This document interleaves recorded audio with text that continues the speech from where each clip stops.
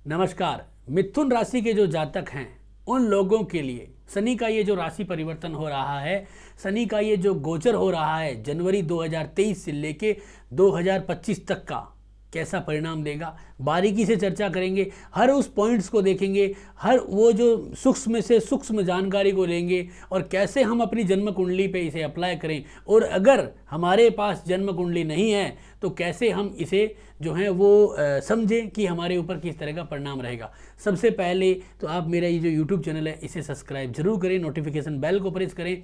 और सबसे महत्वपूर्ण क्या है कि अगर आपका कोई भी लग्न है तो सभी लग्नों के लिए विशेष जो वीडियोज़ हैं वो हमारे बन रहे हैं, और जो बन चुके हैं उनको भी आप इस वीडियो के डिस्क्रिप्शन में जो प्लेलिस्ट है उसके द्वारा देख सकते हैं। तो बात करते हैं यहाँ पे मिथुन राशि के जातकों के लिए। देखिए, जिन लोगों की जन्म कुंडली के अंदर चंद्रमा से हमारा नामकरण होता है, तो चंद्रमा मिथुन राशि 3 नंबर राशि में बैठा है, तो आपकी मिथुन राशि है। आपके लिए शनि का गोचर जो है वो हो रहा है आपके भाग्य स्थान नवम घर के अंदर। अगर आपका बोलता हुआ नाम, जैसे कि आपके पास जन्म कुंडली नहीं है लेकिन आपका बोलता हुआ नाम कहीं ना कहीं मिथुन राशि को सिग्निफिकेट करता है, तो आपके लिए शनि का गोचर आपके नवम घर के अंदर हो रहा है जो उच्च शिक्षा का है। अगर जो विद्यार्थी हैं उनके लिए उच्च शिक्षा के योग बनेंगे, जो लोग विदेश जाना चाहते हैं उनके लिए विदेश जाने के योग बनेंगे, जो लोग अपने घर से दूर जाके कोई दूसरे स्टेट में काम करना चाहते हैं या रहना चाहते हैं या पढ़ाई करना चाहते हैं उनके लिए भी योग बनने वाले हैं। कुछ लोगों के लिए हेल्थ में सुधार के योग बनेंगे, कई लोगों के लिए जो है वो धार्मिक कार्यों में रुचि बढ़ना, धार्मिक कार्य होना, इन सब चीज़ों के लिए योग बनेंगे।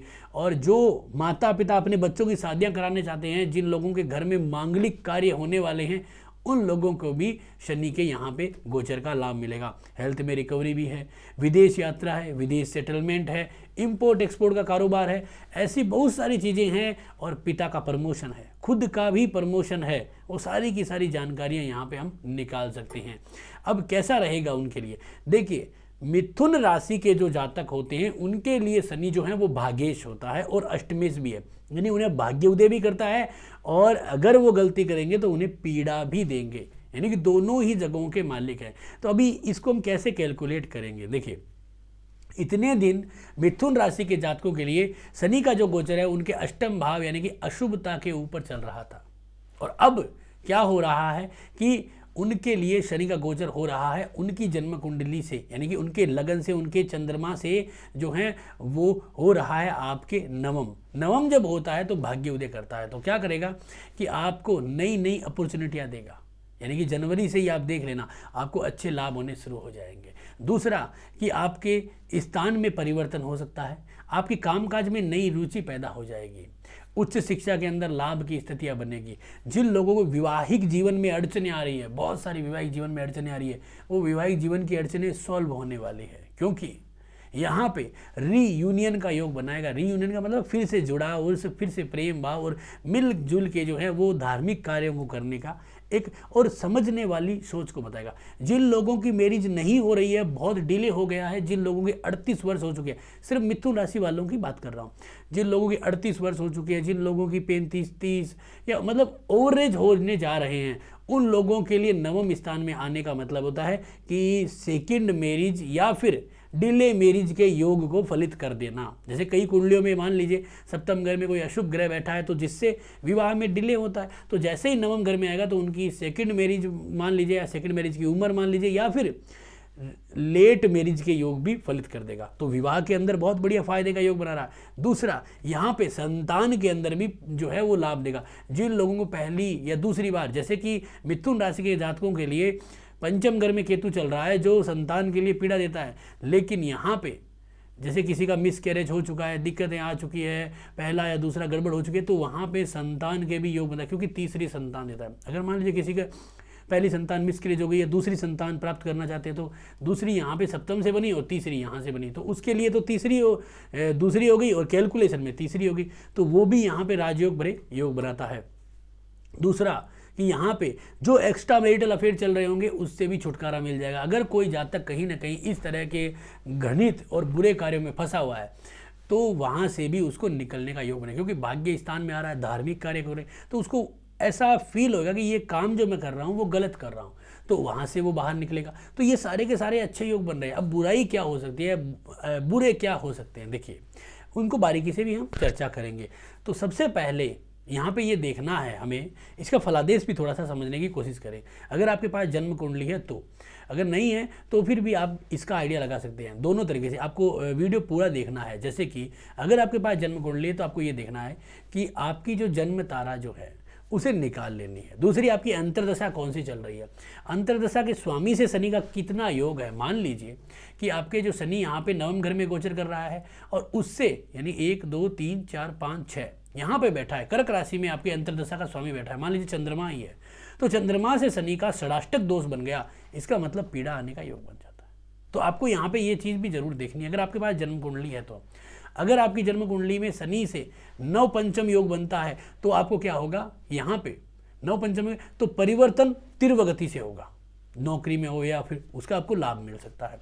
और अगर आपका यहाँ पे द्विद्वादश, जैसे कि मान लीजिए कि आपकी अंतर्दशा जो चल रही है वो गुरु की चल रही है, तो गुरु से शनि का क्या हो रहा है, द्विद्वादश, तो इसका मतलब है कि थोड़ी बहुत काम में रुकावट, आर्थिक तकलीफें भी आने का योग बन सकता है। तो ये तो मेन पॉइंट है अगर जन्म कुंडली वालों के लिए। अगर किसी के पास जन्म कुंडली नहीं है तो लेकिन उसको ये पता चल गया कि मेरी राशि मिथुन है, तो आपको ये जब उसका नामाक्षर पता चल जाता है, मिथुन राशि वाले नामाक्षर ले लेते हैं तो उसमें हमें एक नक्षत्र भी मिल जाएगा। जब हमें नक्षत्र मिल जाता है तो हम ये आइडिया लगा सकते हैं तो इनके कितने नक्षत्र बने, यानी कि पहला नक्षत्र जो है वो जन्म तारा होता है, उसके बाद जो है वो संपत होता है, उसके बाद होता है विपत। तो यहाँ पे जैसे कि तीसरा नक्षत्र होता है विपत, विपत होगा तीसरा, उसके बाद 5वां नक्षत्र होगा आपका जो है वो प्रत्यक नक्षत्र, और उसके बाद जो है वो 7वां नक्षत्र होगा आपका निधन तारा।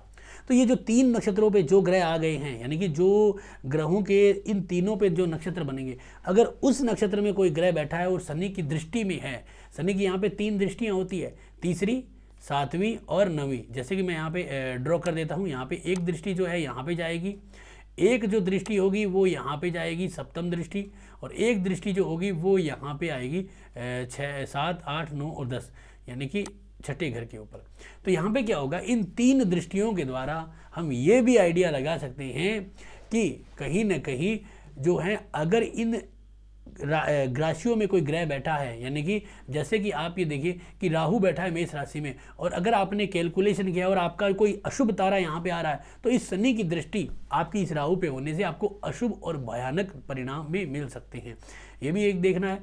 मान लीजिए कि आपके पास जन्म कुंडली है, फिर आपने तारा निकाल दिया, वो आपके 8वें घर में आ रहा है, 6ठे घर में आ रहा है, और उसके ऊपर शनि की दृष्टि है, तो आपको पीड़ाएं, आपके जो है मामा पक्ष को पीड़ाएं, आपके जो हैं वो पिताजी को पीड़ाएं, या कोई कोर्ट केस कचहरी जैसे योग यहाँ पे बन सकते हैं।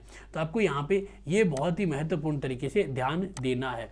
तो उससे आपको क्या होगा कि लाभ होगा जिन लोगों के पास जन्म कुंडलियाँ नहीं है। अब इनकी दृष्टियों के द्वारा देखेंगे तो अगर हम लाभ को देखते हैं तो एक दृष्टि तीसरी लाभ घर पे जाती है तो अचानक धन प्राप्ति के, और जैसे कि भाई भाग्य स्थान है तो प्रमोशन, धन, हर चीज़ देगा।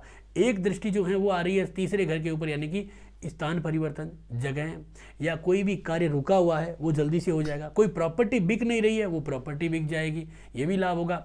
बिचौलियों, दलाली, इन सब चीज़ों से लाभ होने वाला है हमें, तो ये भी चीज़ें हो सकती है। कम्युनिकेशन के द्वारा कोई टीचिंग या कोई ऐसा कोई अवार्ड मिलने वाला हो, उसका भी लाभ हो सकता है। और शनि की एक दृष्टि छठे घर पे आती है तो हमारे को यहाँ पे भाग्य स्थान का शनि है, बुरा नहीं हो सकता। तो रोग भी हो, ऋण हो, कर्ज से मुक्त कराएगा, रोगों से दूर करेगा। वैसे तो शनि दुख, संताप, तकलीफें, रोगों का कारक है, लेकिन अगर आपका ये भाग्येश है तो आपके लिए बुरा नहीं है। फिर वो बुरा कब होता है, जब वो कोई अशुभ तारा में बैठा हुआ ग्रह होता है और वो अशुभ रिजल्ट दे रहा है और उस पर शनि की दृष्टि आ जाती है, तब जातक आपको यानी जातक को परेशानी के योग बन जाते हैं। तो इसको बहुत ही बारीकी से समझना है। इसके लिए मैंने एक विशेष वीडियोस भी बनाया जिसका लिंक भी आपको इस डिस्क्रिप्शन में मिलेगा। अब अशुभता के परिणामों में हमें एक तो यहाँ पे ये सबसे महत्वपूर्ण देखना है कि आपकी ताराएं कौन सी बन रही है। ताराओं से आपको बहुत ज़्यादा समझने वाला पॉइंट रहेगा। अब अगर अशुभ परिणाम मिल रहे हैं या शुभ मिल रहे हैं तो क्या करें, शनि का रत्न नीलम धारण कर सकते हैं, शनि के लिए बहुत बढ़िया है। आपके बजट में नहीं आता है नीलम रत्न तो आप इसका दूसरा उप रत्न है नीली अमितिष्ट, वो भी धारण कर सकते हो। अगर अशुभ हो रहा है तो शनि मंदिर में जाइए, शनि मंदिर में जाके जो है वो आप दीपक जलाइए, और शनि से संबंधित जैसे कि कुत्ते हैं उनको आप तेल के परांठे खिलाइए। और दूसरा कि जो शनि से संबंधित जो लोग हैं जैसे कि मोची हैं और गरीब कर्मचारी हैं, सेवक हैं, उन लोगों को आप यथासंभव कुछ भी दान पुण्य कर सकते हैं, उससे भी आपको लाभ मिलता है। उनका सपोर्ट ही करिए, उनका भी लाभ मिलता है। उनको आप जो है वो रिस्पेक्ट करिए, उससे भी लाभ मिलेगा। तो हर व्यक्ति को रिस्पेक्ट करते हो तो शनि बहुत अच्छा हो जाता है, ये भी एक फ़ायदा है। और शनि के लिए दान पुण्य में जैसे चींटियों को गुड़, चना, काले तिल ये खिलाने से भी लाभ मिलता है। तो ऐसे छोटे छोटे उपाय अगर हम करते हैं तो हमें लाभ मिल जाता है। तो ये जो मिथुन राशि के जातक हैं उनके लिए बहुत बड़ा एक राजयोग ऐसे भी निर्धारित हो रहा है क्योंकि उनको जो ढैया है, अष्टम की जो ढैया है वो भी उतर रही है, तो ये भी एक लाभ हो रहा है। तो कुल मिला के हमने इस वीडियो के माध्यम से और पॉइंटों के माध्यम से ये सीखा है कि भाग्य में आया हुआ शनि भाग्य बदलने वाला है, प्रॉपर्टी देने वाला है, प्रॉपर्टी के जो परेशानियां हैं उसको निपटाने वाला है, हर तरह से लाभ के योग में आया है। इसे हमें पूरा लाभ लेना चाहिए। अब किसी की अंतर्दशाएं खराब है, शनि की गलत अंतर्दशाओं के मालिक कहीं गलत ताराओं में पड़े हैं, उनके ऊपर शनि की दृष्टियाँ आ गई हैं। मान लीजिए कि यहाँ पे शनि धनिष्ठा नक्षत्र में गोचर करेगा और धनिष्ठा नक्षत्र आपकी जन्म कुंडली का एक प्रत्येक तारा है, यानी कि ऑब्स्टेकल, और उसके ऊपर कोई ग्रह बैठा है, उसी के ऊपर शनि ने गोचर कर दिया। मान लीजिए मंगल बैठा है, मंगल के ऊपर ही गोचर हो गया, तो फिर वो पीड़ा बढ़ जाएगी। वहाँ पे क्या है, चोट, एक्सीडेंट, पिता को तकलीफ, लड़ाई झगड़ा, कोर्ट केस कचहरी, आपके ऊपर ऐसे कोई इल्ज़ाम लग सकते हैं जैसे एक्स्ट्रा मैरिटल अफेयर के। तो इस तरह की परेशानियां आपके आ सकती हैं। तो इसके लिए आप जो है मैंने जो बताए हैं वो उपाय करिए। 14 मुखी रुद्राक्ष भी आप पहन सकते हो, शनि का यंत्र भी आप जो है वो प्राण प्रतिष्ठित करके उसकी पूजा कर सकते हो। तो ये तो जो मेन उपाय होते ही हैं। बाकी हम अपने जो आने वाले सेशंस होंगे, आप जो जुड़े रहिएगा, लाइव सेशन होते हैं उनके अंदर मैं बहुत सारी कुंडलियाँ लूँगा, फ्री कुंडलियाँ भी होती है, कुछ पेड सेशन भी करेंगे, तो उससे बहुत सारा लाभ हम सब लोगों को मिलता रहेगा। तो आज का वीडियो आपको कैसा लगा ज़रूर बताएं। अच्छा लगा तो लाइक करें, शेयर करें, सब्सक्राइब करें। धन्यवाद दोस्तों।